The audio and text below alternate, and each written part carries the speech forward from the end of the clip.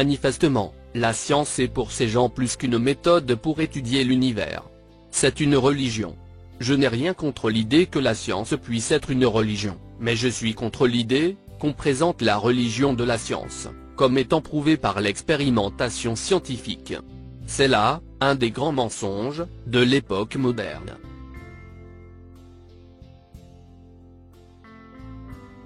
Salam. De nos jours, un grand nombre de la population mondiale sait que la Terre est plate, et qu'on nous a menti. Une partie de cette population mondiale reste indécise. Une partie n'arrive pas à croire à une telle supercherie, qui perdure depuis 500 ans. Une partie vous traite carrément de fou, d'arriéré. Et cette partie s'accroche à vous. Elle essaie de vous ridiculiser. Cette partie n'écoute même pas vos arguments. Les gens de cette partie vous insultent, vous persécutent. Et si vous cherchez à les éviter, c'est eux qui vous chercheront. Ils vous classeront. Vous serez fiché, et votre nom sera inscrit sur une liste noire. Où que vous alliez, on vous retrouvera. Vous êtes pourchassé. N'est-ce pas un harcèlement satanique, diabolique? Eh bien, oui. C'est le sens propre du mot. Ces gens sont réellement des satanistes. Ils ont le devoir luciférien de vous harceler jusqu'à ce que vous abandonniez l'idée de la Terre plane. Comprenez, mes chers amis, que cette partie de gens sait pertinemment que la Terre est plate, et qu'on nous a menti. Alors, inutile de vous demander pourquoi cette partie de gens n'arrive pas à voir la vérité. Ces gens voient bien la vérité. Ces gens savent très bien que vous dites la vérité. Seulement leur travail est de vous faire taire. C'est tout.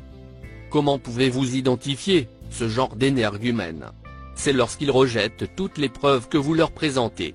Ils ne vous donnent jamais raison, quelles que soient les preuves irréfutables que vous leur présentez. Alors, tout compte fait, on s'en fout de cette partie sataniste. Les gens de cette partie sont les ennemis de la vérité. Les ennemis des platériens. En fait, les ennemis de toute l'humanité. On n'a pas à les convaincre sur quoi que ce soit. Ils savent tout. Il y a un dicton qui dit « Dieu, protège-moi de mes amis. Je me charge de mes ennemis ». Ce qui signifie qu'on sait comment réagir avec nos ennemis. Mais la partie qui nous intéresse, et pour laquelle on continue à diffuser la vérité, est celle qui n'a rien à voir avec le satanisme. Les gens de cette partie n'arrivent même pas à croire au satanisme. C'est un gros problème. Et parmi ces gens, il y a différentes catégories. Il y a les imbus d'eux-mêmes, c'est-à-dire les orgueilleux. Il y a ceux qui pensent tout savoir, les prétentieux. Ceux qui ne font confiance qu'au diplôme qu'ils possèdent. Ceux qui gobent tout ce qui se dit sur la télé. En bref, ceux qui ont pour la science une confiance aveugle. C'est cette catégorie de gens qu'il faut continuer et persévérer à convaincre, sans jamais abandonner. Parce que ces gens ne sont pas des satanistes. Il reste toujours une chance de les convaincre. Ce ne sont que des idiots. Seulement, ils ne le savent pas. Ils ne sont pas dangereux. Et s'ils sont dangereux, ils ne le sont que pour eux-mêmes. L'orgueil, les amis. Oui, l'orgueil. Ajoutez à cela, la dissonance cognitive. Ce mur de glace, qui empêche les gens de voir la vérité en face. Mais dans quelle catégorie de gens doit-on classer ces derniers? Ce monde se divise en 3 catégories, selon les recherches. La première catégorie est celle qui craint le Seigneur des mondes, djinns et humains. Les gens de cette catégorie ont la foi. Ils adorent Dieu, Allah le sage. Ils le vénèrent, et le craignent, en même temps.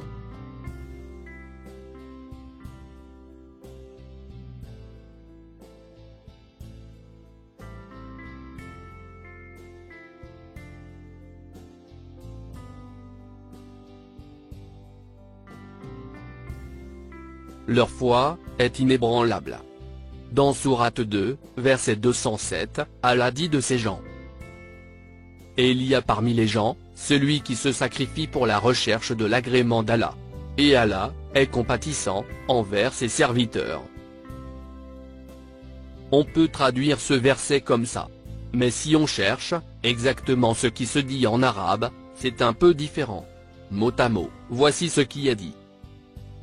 Et parmi les gens, il y en a qui vendent leur âme, désirant l'agrément d'Allah. Le mot vendre se traduit en arabe par le mot shara. Et le mot ishtara signifie acheter. Gardez ça en tête. Alors, si ces gens vendent leur âme pour gagner l'agrément d'Allah, ils la vendent à Allah lui-même. Ce qui veut dire que ces gens sont totalement soumis à Dieu. La vie matérielle de ce monde ne les intéresse nullement. Ce qui les intéresse, c'est l'au-delà. Ces gens ont donc préféré la vie de l'au-delà à celle d'ici-bas. Ce sont donc des religieux. Ils vénèrent Allah le sage. Vient ensuite la deuxième catégorie. Les gens de cette catégorie adorent Satan.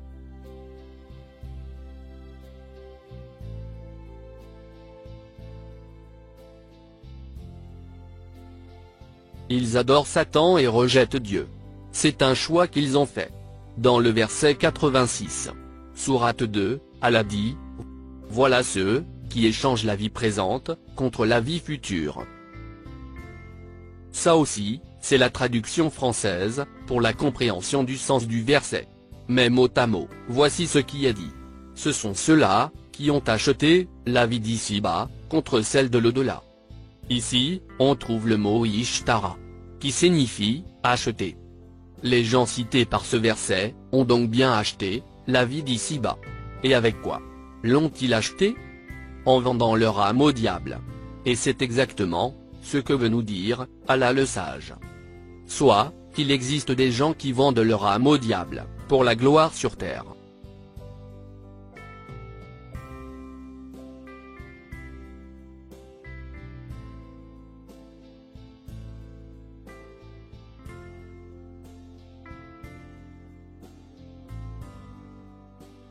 Dans sourate 2, vers la fin du verset 102. Allah dit, et pour quelle détestable marchandise, pour laquelle ils ont vendu leurs âmes. Si seulement ils savaient. Dans ce verset, on rencontre aussi le mot shara, qui signifie vendre. Les gens donc, vendent réellement, leur âme aux démons. Ce verset est traduit comme ça en français. La détestable marchandise, c'est la belle vie sur terre. Oui, ces gens ont vendu leurs âmes aux démons, certains pour la gloire, d'autres pour le prestige. D'autres pour l'argent tout simplement. Bref, pour mener toute une vie dans le bonheur parfait. Ces gens ont donc préféré la vie d'ici-bas à celle de l'au-delà. Ce sont donc des religieux, eux aussi, puisqu'ils vénèrent Satan, leur Dieu. En clair, il y a une catégorie de gens qui vénèrent Allah le sage, et l'autre qui vénère Satan.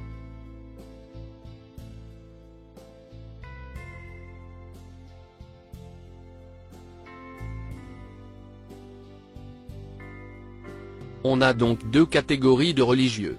Donc deux religions. L'une s'appelle Islam. Et l'autre s'appelle Satanisme. Bon. Mais alors qui est la troisième catégorie? C'est cette catégorie-là. Celle des athées.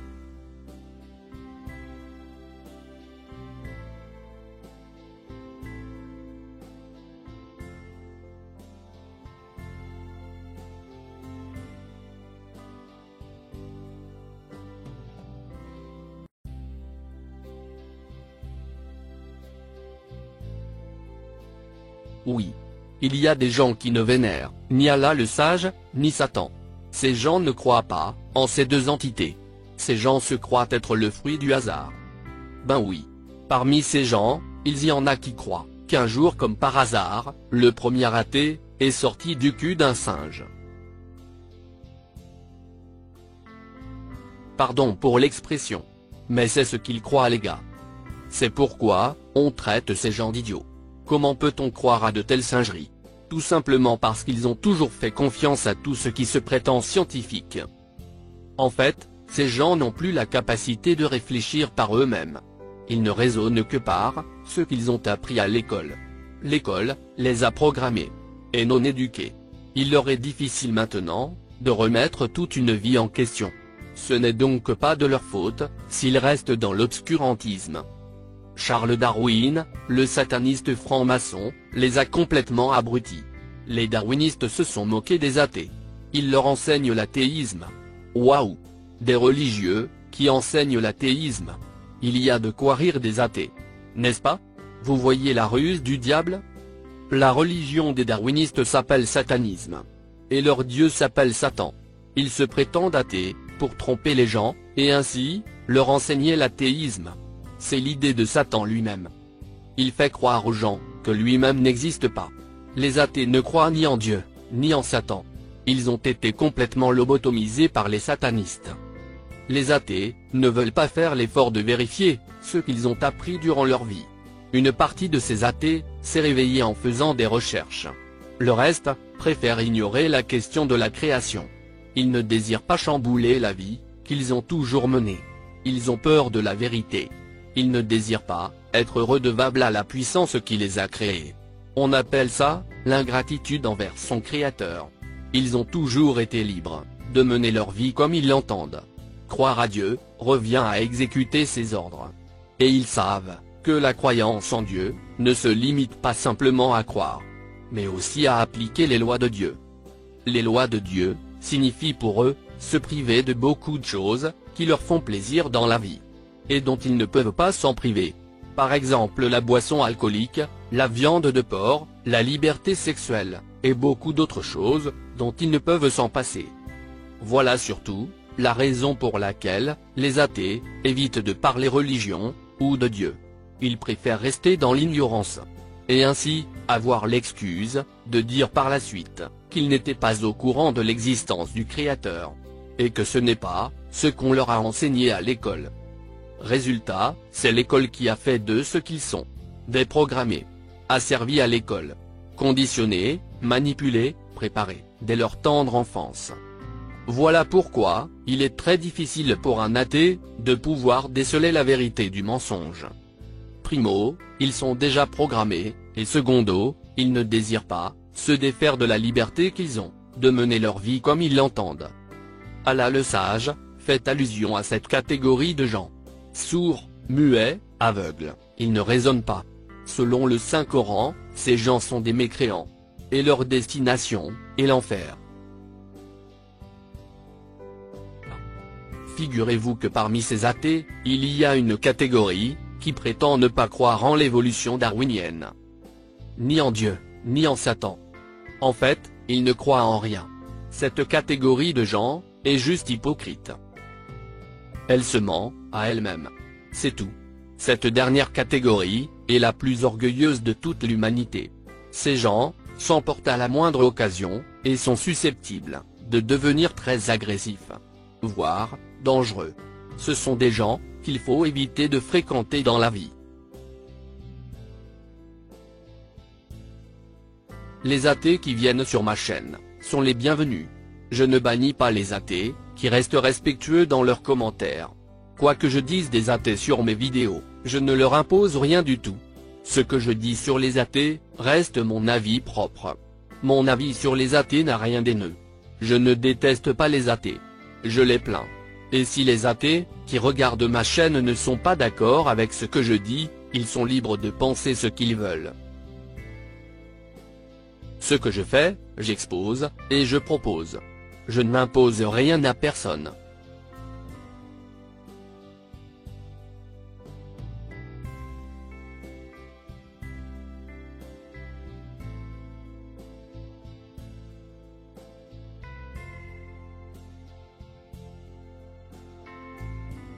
Vous voyez mes amis, ce n'est donc pas facile de convaincre certaines catégories de gens sur le satanisme, ou sur le monstrueux mensonge de la NASA, ou autres saloperies de certains scientifiques lucifériens, comme Newton, Galilée, Copernic, Kepler, et autres satanistes qui nous ont menti sur la forme de la Terre. Ou encore, les convaincre qu'il existe bel et bien des gens qui vendent leur âme au diable, pour la gloire. Tout ce qu'on a à faire, c'est persévérer dans le devoir d'informer ces gens, en leur fournissant le maximum de preuves sur le mensonge. Les gens commencent à se réveiller, surtout avec le mouvement de la Terre plane. Et c'est le souhait de tout chercheur de vérité. Aider les gens à repérer le mensonge, afin qu'ils puissent contrôler leur vie par eux-mêmes, et ainsi se libérer des griffes de la pensée unique, luciférienne. La Terre est plate et fixe. Elle ne bouge pas. La Terre est entourée d'un mur de glace, et au bord de ce mur de glace, s'élève un magnifique dôme. Un toit, qui couvre totalement la Terre. Sa hauteur moyenne, par rapport à la surface de la Terre, est de 165 km.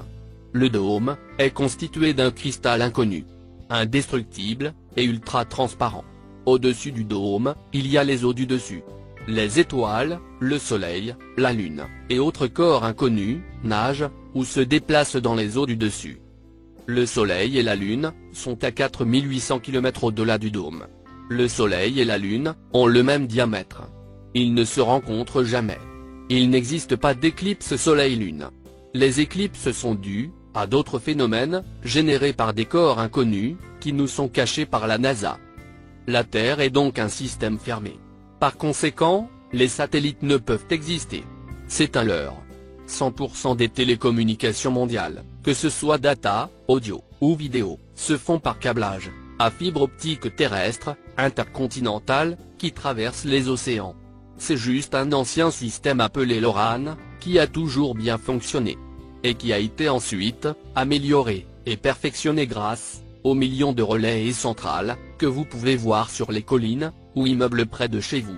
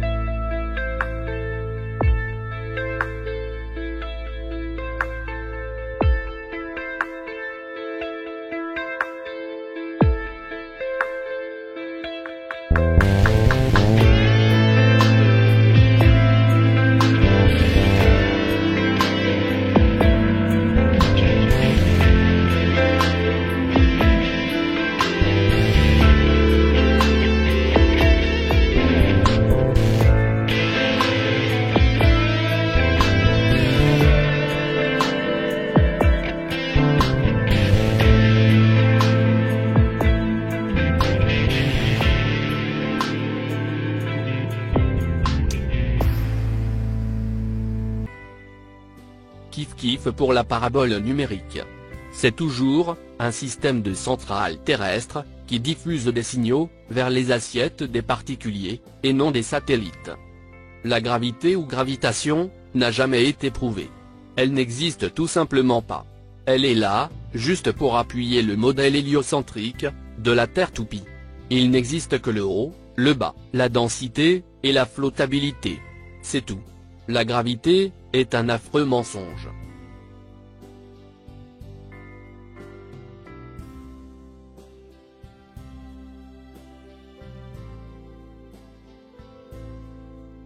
Certains vous diront, tous les pays ne peuvent se mettre d'accord, et mentir sur les satellites. Comme si, tous les pays, fabriquaient eux-mêmes leurs satellites, et procèdent seuls à leur lancement. Écoutez ceci. Alors, qui peut avoir cet intérêt à nous cacher la réalité de notre monde? Pour bien saisir l'ensemble, faisons quelques recherches rapides et tâchons de remarquer les coïncidences les plus récurrentes, qui ne devraient donc plus être de simples coïncidences au final, si elles ne sont pas rares et isolées. À cet instant, il est souhaitable de connaître quelques symboles et signes de certaines sociétés obscures et secrètes. Je ne vous ferai pas un cours complet dessus maintenant, une autre de mes vidéos le fera en bien plus développé. Nous allons simplement et rapidement nous remettre à l'esprit leurs symboles, codes et noms les plus évidents. Que cela soit la pyramide, avec ou sans l'œil, l'équerre, le compas, que la majorité d'entre vous connaît déjà, mais aussi très important d'autres signes tels que les colonnes, les carreaux à damier, le nombre 33, et que nous allons voir plus loin, ou bien encore l'aigle, ou encore la tête de mort, pour ne citer que cela pour le moment. Mais quel rapport entre ceci et la Terre plate? Je vous ai déjà fait mention dans ma première vidéo du contact très étroit entre les studios Disney, l'ingénieur nazi von Braun et la NASA, mais bien avant la NASA. Cela a déjà commencé un peu avant les années 1950 avec le JPL, le Jet Propulsion Laboratory. Connaissez-vous l'équipe des 5 auteurs responsables de cette entité au monopole indéniable? Aleister Crowley, le célèbre sataniste et magicien noir, l'homme qui se proclamait le plus malfaisant au monde. Jack Whiteside Parsons, autre sataniste occultiste et magicien noir. L. Ron Hubbard et son désir de contrôle de l'esprit des masses, que vous connaissiez mieux sous le terme de scientologie. Et bien sûr, Von Braun, l'ingénieur nazi, et enfin vous le reconnaissez certainement, Monsieur Walt Disney. Équipe de choc et atypique je trouve, avec leur hobby personnel très particulier. Dire que c'est réellement l'équipe créatrice de JPL et de toutes les structures s'y rattachant depuis. Mais pas pour Monsieur Walt Disney, il ne peut être lié à cela. Alors, que dire ou penser du club très privé de Monsieur Disney, le Club 33 ? Encore une coïncidence ou pas ? Le nombre 33, entre autres symboles, je vous rappelle, étant le plus haut degré pour les francs-maçons. Doit-on conclure un lien étroit entre les maçons, Disney, la NASA, les militaires et les gouvernements ? Évidemment, la Constitution des États-Unis ne peut être impliquée ou liée avec ces confréries, ni aucune autre autorité officielle. Et sûrement pas au sein de notre gouvernement. Nous sommes loin de tout cela. Mais peut-on vraiment en être sûr ? Regardons aussi l'organigramme et le réseau de la NASA. Vous le trouverez sur le site officiel de la NASA. Avec tous les chefs responsables de chaque secteur, bien sûr.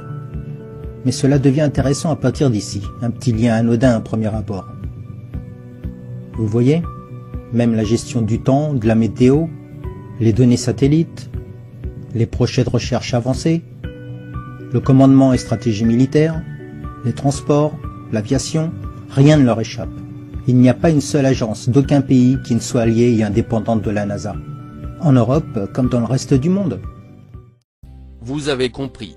Rien ne se fait sans l'aval de la NASA. Donc oui, tous les dirigeants de tous les pays du monde sont complices et savent très bien que la Terre est plate. Le monde est dirigé par les satanistes.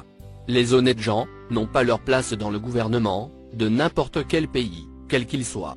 Les honnêtes gens nous sont cachés, censurés, rejetés, ridiculisés, emprisonnés, et parfois même assassinés. Conclusion. Les gens qui n'arrivent pas à voir la vérité sur ce qui se passe dans ce monde contrôlé par les satanistes. Exemple, la vérité que la Terre plate nous est cachée. Et que ces gens ne sont ni satanistes, ni croyants, et qui ne travaillent pas pour les francs-maçons. Ces gens-là sont formatés par la pensée unique, luciférienne.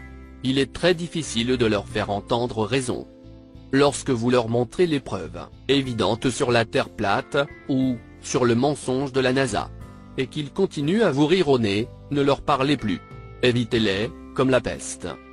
Si vous tombez sur ce genre de personnes, éloignez-vous d'eux. Il n'y a pas grande différence entre eux et les animaux. C'est la catégorie de gens classés derrière le premier rideau. Ou, ils vivent dans l'obscurantisme total. Ils sont condamnés à l'enfer pour l'éternité, comme stipulé dans le Saint-Coran. Qui et pourquoi?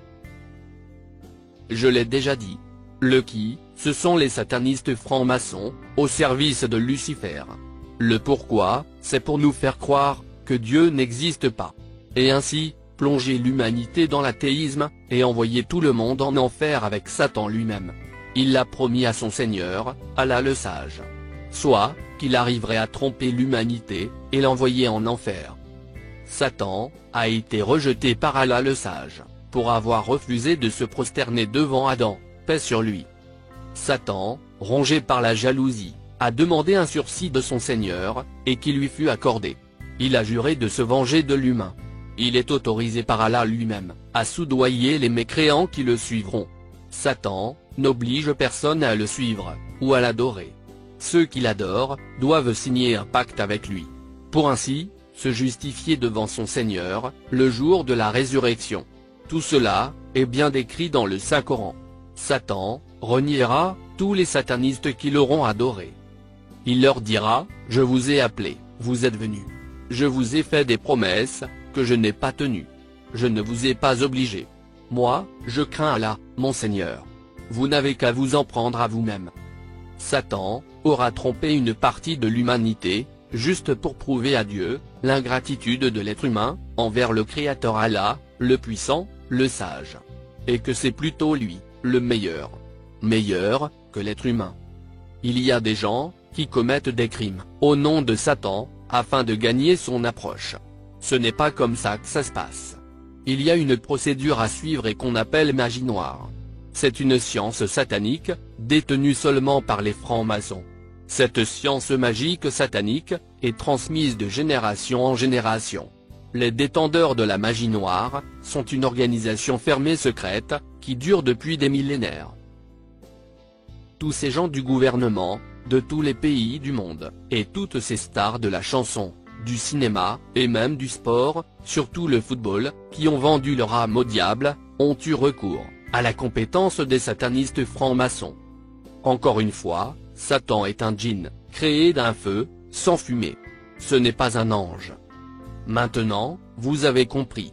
Le monde est contrôlé par Satan, et son armée, constituée de satanistes, qui gouvernent les pays du monde entier, sans exception. Tous les puissants qui dirigent les pays du monde entier, savent que la Terre est plate. Ils sont tous complices. Sinon, comment un tel traité, comme celui de l'Antarctique, puisse-t-il exister, depuis 1959, et n'a jamais été remis en question? Voilà. Vous savez tout. Sur le qui, et le pourquoi. Et c'est la stricte vérité, mais qui ne rentre pas dans le principe des athées. C'est désolant, mais c'est ainsi. Merci de votre attention. Salam.